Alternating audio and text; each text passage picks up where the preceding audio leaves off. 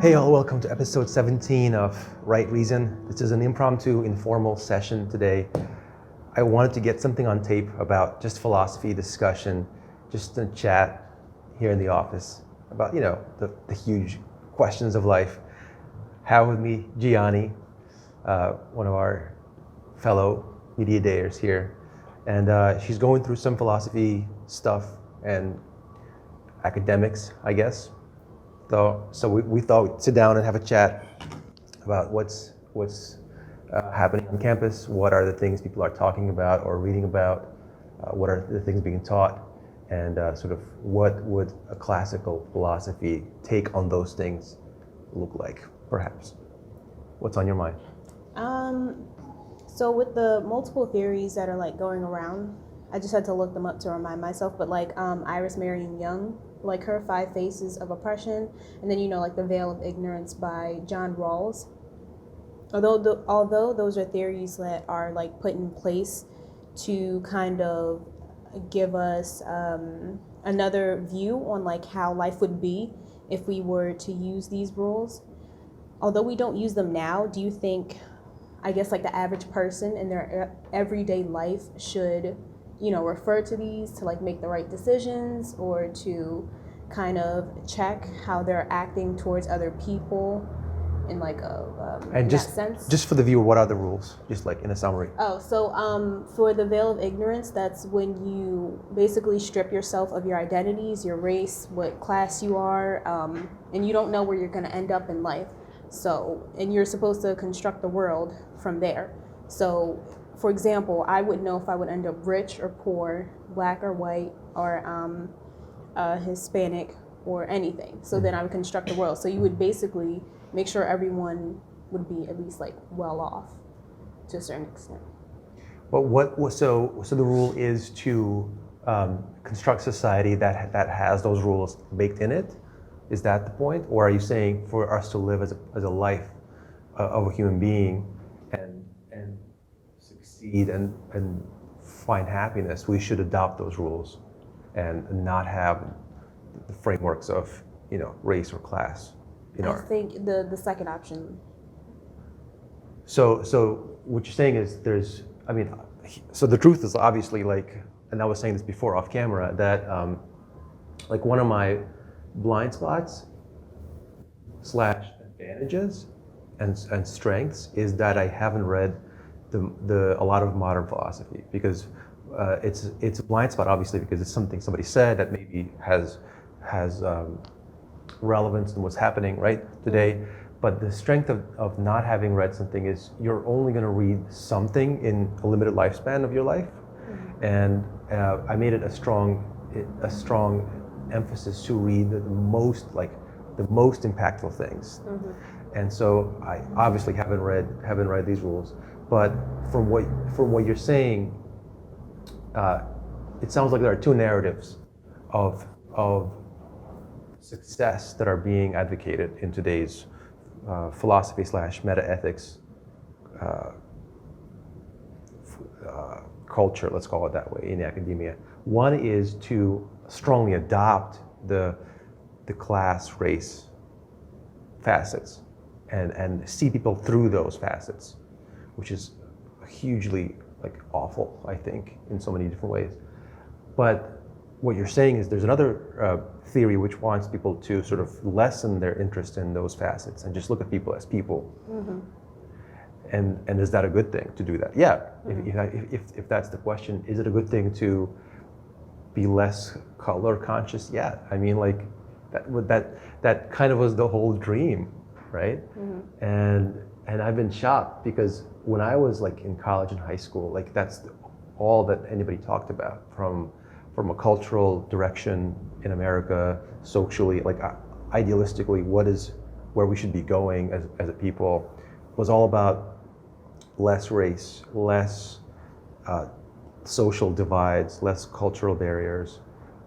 America, the melting pot, right? You melt down, people come in with their ethnic clothes and you melt that down. And you put on an American outfit on them.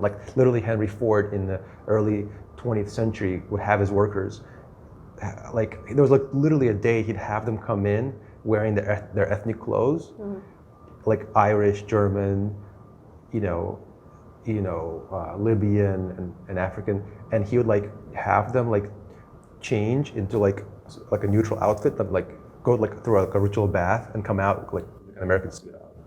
It was like almost a factory of Americanism, and obviously like whatever you may think of that, that was kind of the ideal of America for a long time, and that's kind of what Martin Luther King I think was channeling as well, is less division on things that don't matter or things that shouldn't matter. Let's put it that way.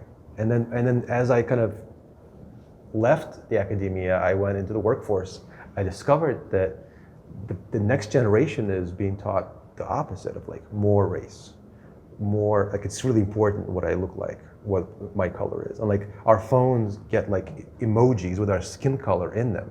Like it's super important that I get like my white skin color into my thumbs up, or else like, and I'm like, that's such a huge mistake. Well, number one, skin color shouldn't matter. I guess we should, maybe like I should restrain myself and not take it too off the field, but like I get really passionate about like people deriving self-esteem from things that they were born with rather than things they earned. You know what I mean? And so any sort of school of philosophy that wants to return us to that ideal that was always our ideal, and lessen our, like I literally will not adopt the skin color emojis. All of my emojis are yellow, and I like refuse to change them into my skin. I'm like, that's never gonna be. I think it's seductive. Like I feel the seduction. I want to change it to my skin color. I'm like, and if I do that, I'll be a little more interested in my skin color than I should. You know? I think in a sense, we'll say for my little sister, as an example, because she is a little lighter than me, but she's still, black. So my mom and I tried to, I want to say enforce she knows that she is black in a predominantly white school. So we try to tell her, because there have been some incidents where some kids were like, are you sad because you're not as light as me? Or a couple like negative things there. But we always tell her, like, your skin color is like, it's beautiful, it's who you are, to like take pride in that and to know it. Because she says it with pride. She's like, I'm black and I'm beautiful. So in that sense, I think knowing your identity and having being positive towards it, knowing that you are this, I feel like in that sense, it's helpful. It's helpful to enforce it, because I know growing up personally with me, it was, why wasn't my hair straight? Why did defy the laws of gravity? Why was I this dark? Why wasn't I lighter? So at a certain point, the turning point where it was, it was more enforced for us, it was very positive in that sense for me. But I feel like there has been some extreme incidents where we've gone like backwards to where it should be. Like I think, for example, there was a school that only wanted to have like a safe space for only like students of color, and it was just students of color. They didn't want to be with the other students, who were. Or like a graduation, at Harvard, where if you were white, you weren't invited to the graduation. Obviously the opposite would be wrong, but this would be wrong as well. So I think like maybe on a personal level, there's room for it. Like on the personal level, like obviously bullying is bad, and I don't, people will find any pretext to bully, even like stupid reasons. So there's probably going to be some like incidents of that, like I went to a predominantly black high school and junior high school, and we had plenty of like reverse of that, right?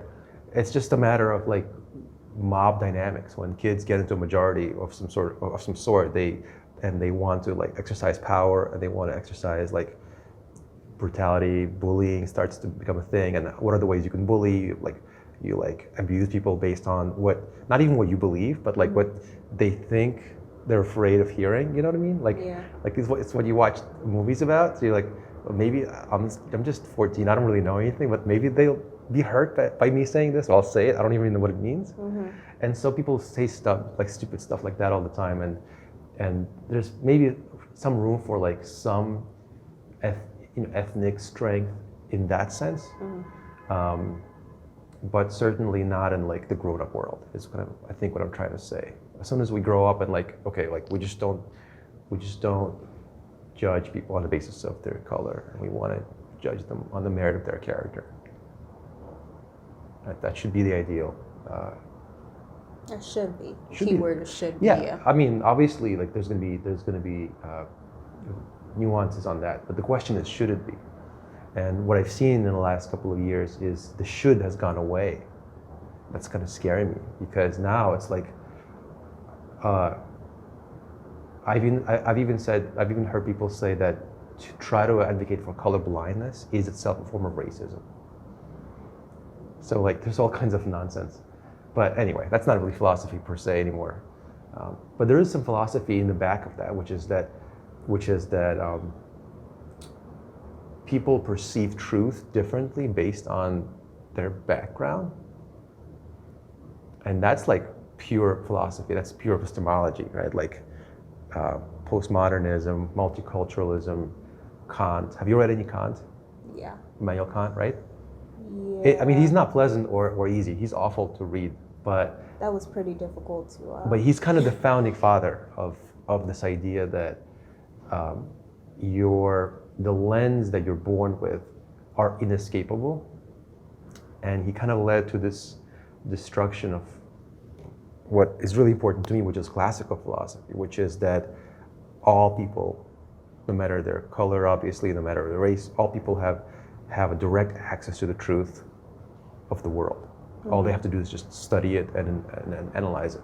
Mm-hmm. And that was just the view from Plato, Aristotle, down through the Middle Ages, the Renaissance, the Enlightenment. And then Kant comes in and he says, no, we're born with these filters and we can't escape them. And he kind of destroyed everything. And so the classical worldview that I sort of really am passionate about ended up being suffocated. So today it doesn't really get much traction. And the color blindness ideal that MLK championed was like a last breath of the classical worldview. Mm. Again, it's like everyone has access, everyone can know, everyone can do, that idea. But with Kant getting more and more prominence in the academy, in schools, in textbooks, now he's becoming mainstream and just like in the news. He claims we are born with these filters. Anyway, so that's kind of where that comes from. It's this obscure German philosopher mm-hmm. who is now in the back of every racial conversation, every non-white philosopher that wants to infuse race into knowledge. So it's not like this was not a post-colonial African thought. This is a very boring, stuffy German philosopher in the 1780s who destroyed classical philosophy. Anyway, what else? Or like, what is your thought on that? Right? Like, do we have like inescapable lenses that force us to believe certain things to be true or false, and we can't escape it?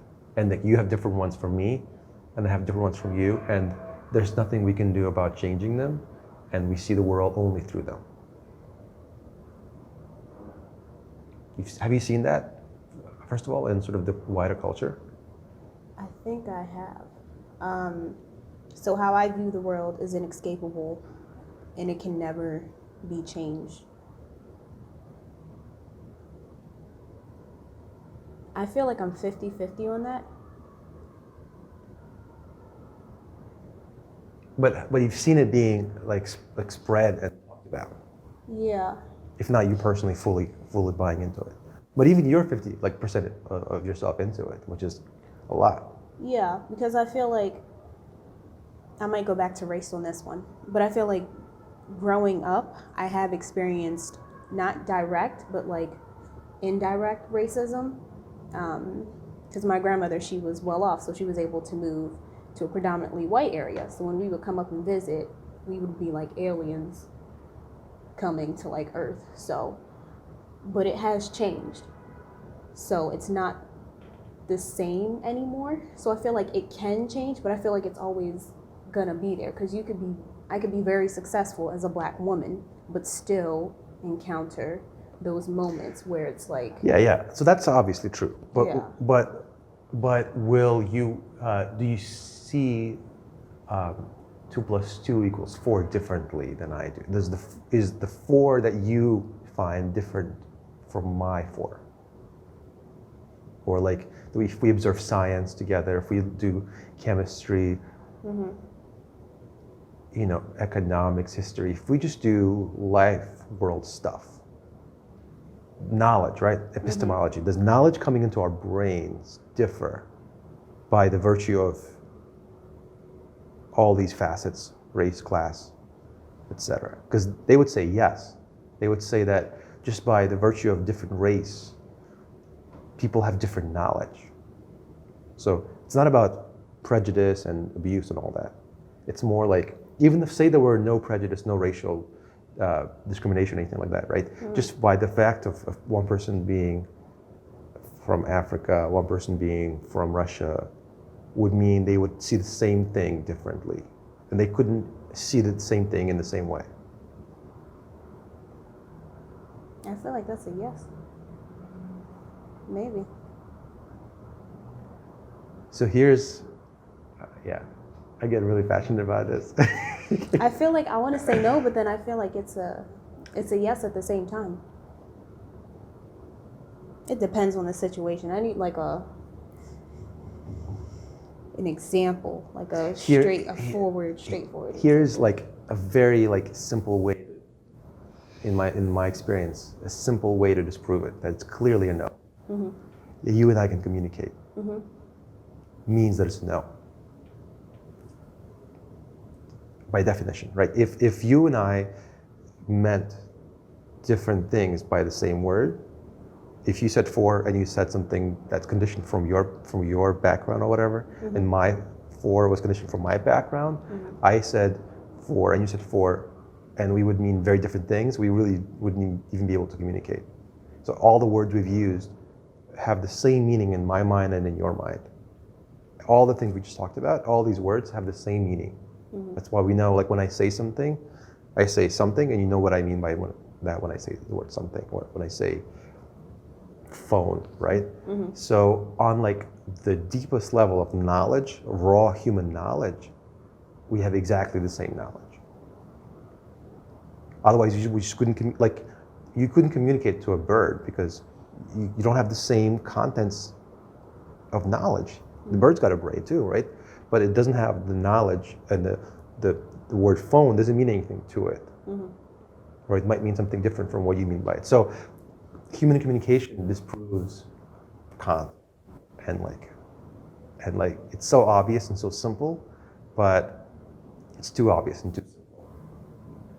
You know what I mean? So we can have our biases and prejudices, and that's always lamentable and to be worked on and addressed.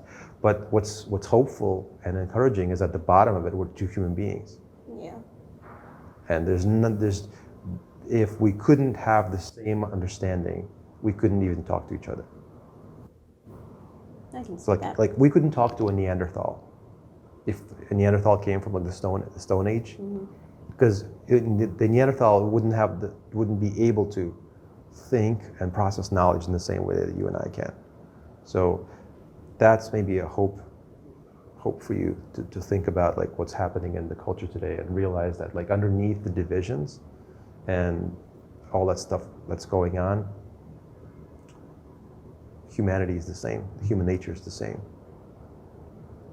Like somebody said, we all bleed the same red color, right? So Yeah. So that's one of the sort of powers that classical philosophy can bring, I think, is it really brings truths that are really powerful and don't really change from century to century. So anyway, cool? All right, that was it. That was a super brief thought experiment and a discussion on just whatever's happening, whatever's frothing at the top of the conversations here in the office. Hopefully that was valuable to you. See you next time.